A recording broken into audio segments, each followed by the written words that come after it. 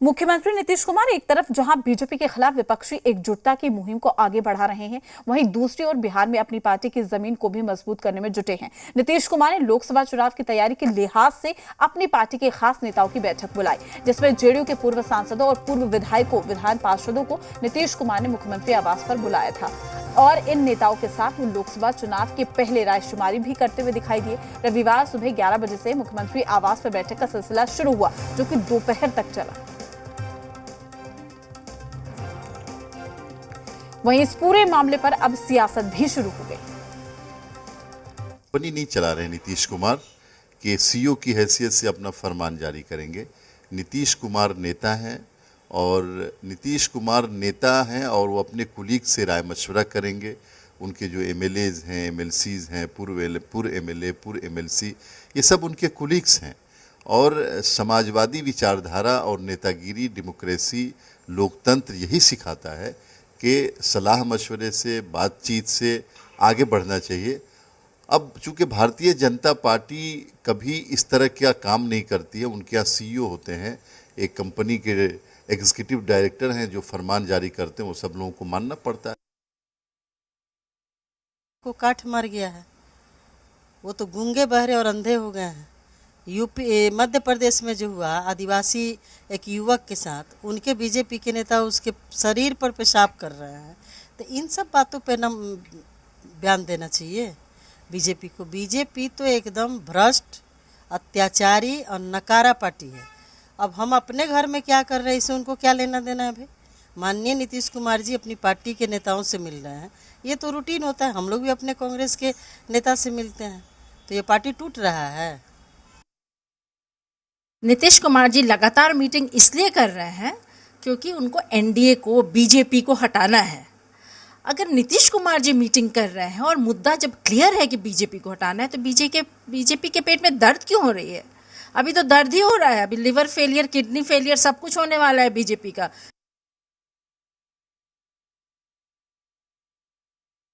देखिए, नीतीश कुमार जी पूरी वस्तु स्थिति समझ रहे हैं। अब पछताए हो तो क्या, जब चिड़िया चुग गई खेत। जिस दिन उनको एमएलए एमपी से बात करना चाहिए, उस दिन 15 बार फोन करने के बाद किसी से बात नहीं की है।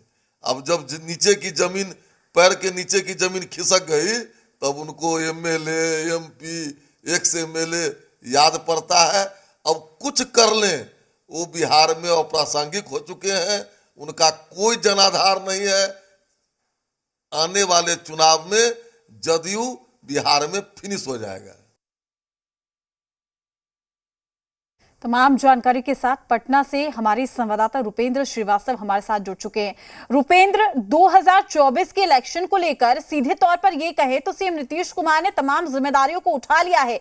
यही वजह है कि वो मंथन के जरिए रणनीति तैयार कर रहे हैं, क्योंकि विपक्ष लगातार हमलावर अंदाज में नजर आ रहा है।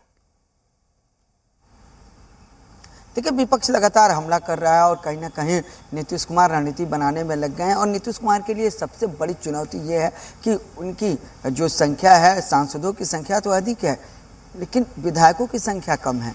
और कहीं ना कहीं तमाम चीज़ों को लेकर वो ये साधने में लगे हैं कि जो उनके वोटर हों दूसरे पार्टियों की तरफ जो है वो डाइवर्ट ना हो, बीजेपी की तरफ डाइवर्ट ना हो। क्योंकि जब उनके सांसद बने हुए थे तो उस समय बीजेपी के साथ होते हैं और पहली बार ये 17 सांसद उनके हुए थे। और कहीं ना कहीं देखा जाए तो बीजेपी को बात की जाए तो बीजेपी के सहयोग से बने थे। लेकिन अब क्योंकि बीजेपी साथ में नहीं है और इसके पहले नीतीश कुमार 2015 में खुद अकेले चुनाव लड़के देख चुके हैं, उस समय खुद 2 सीटें आई हुई थी। तो इन तमाम कई चीज़ें हैं, उन तमाम चीज़ों को देखते हुए नीतीश कुमार लगे हुए हैं कि 2024 का जो लोकसभा चुनाव हो वो इंडिया के माध्यम से, यानी कि जो नया गठबंधन इंडिया बना है उसके माध्यम से, या बिहार में महागठबंधन बना है उसके माध्यम से जो तमाम चीज़ें वो ठीक हो और अधिक से अधिक सीट जीतकर आया जाए। क्योंकि विधायकों की भी संख्या कम है, तो तमाम चीज़ें हैं।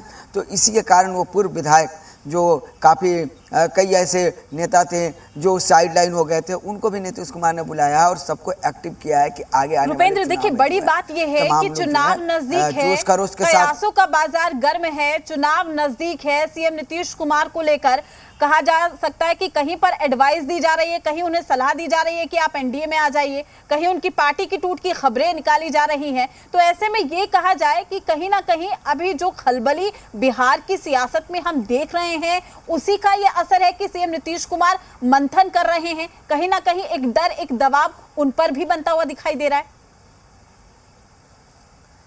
जरूर आपने ठीक कहा कि एक डर और दबाव जो है वो राजनीतिक दृष्टि से देखा जाए तो वो जरूर दिख रहा है। और जिस तरह से सुशील मोदी लगातार ये कह रहे हैं, चाहे बीजेपी के सम्राट चौधरी कह रहे हैं कि जेडीयू टूट रही है, तो वहीं अब हरिभूषण ठाकुर बड़चोल ने साफ तौर पर कहा कि नीतीश कुमार के पास 4 मंत्री जो उनके कमाने वाले हैं और 4 अधिकारी ही उनके वोटर, ये तमाम चीज़ें हैं। और जिस तरह से दिन प्रतिदिन राजनीति में बदलाव होते जा रहे हैं, जिस तरह से तमाम पार्टी के नेता इधर से उधर कर रहे हैं, तो ये तमाम चीज़ों को देखते हुए कहीं ना कहीं नीतीश कुमार जो है इन तमाम चीज़ों को लेते हुए बैठक कर रहे हैं।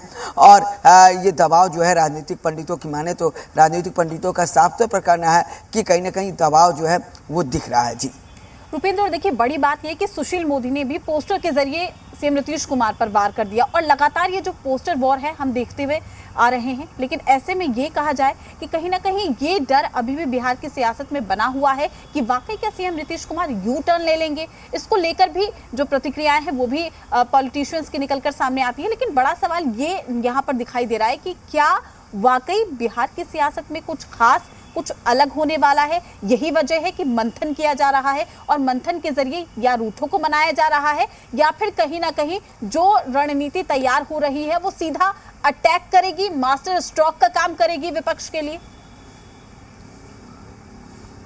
देखिए, लालू यादव और नीतीश कुमार जब साथ में रहते हैं तो एक ऐसी रणनीति बनाई जाती है जो मास्टर स्ट्रोक का जरूर काम करती है। लेकिन जिस तरह से बिहार का भी हालात है, जिस तरह की स्थिति है, इन तमाम चीज़ों को देखकर यह भी कहा जा सकता है कि महागठबंधन को एक डर भी जो है वो समाया हुआ है। भले ही महागठबंधन के नेता हों या मुख्यमंत्री हो लालू यादव हों, ये कह रहे हों कि नहीं कोई ऐसी बात नहीं है, बीजेपी को हराने चले हैं, लेकिन हराना और जीतना मुश्किल दिख रहा है क्योंकि काफ़ी कठिन है। और इन तमाम चीज़ों को है, बीजेपी की बात की जाए, जेडीयू और आरजेडी की बात की जाए, ये तमाम दल हैं। लेकिन बिहार की राजनीति में जो है कभी भी ऐसा फैसला आता है, कभी भी ऐसा नहीं हुआ है कि जो लोगों ने जो सोचा वही हुआ। हमेशा जो फैसला आता है कहीं ना कहीं जो है वो चकित करने वाला आता है। और जिस तरह से बिहार की राजनीति है उसको लेकर साफ तौर पर कहा जा सकता है कि हर नेता डरा हुआ है कि वोटर जो है वो किसके तरफ मूव करेगा और वोटर जो है किसे अपना मत देगा। जी शुक्रिया रुपेंद्र आपका तमाम जानकारी साझा करने के लिए। अपडेट हम आपसे लेते रहेंगे।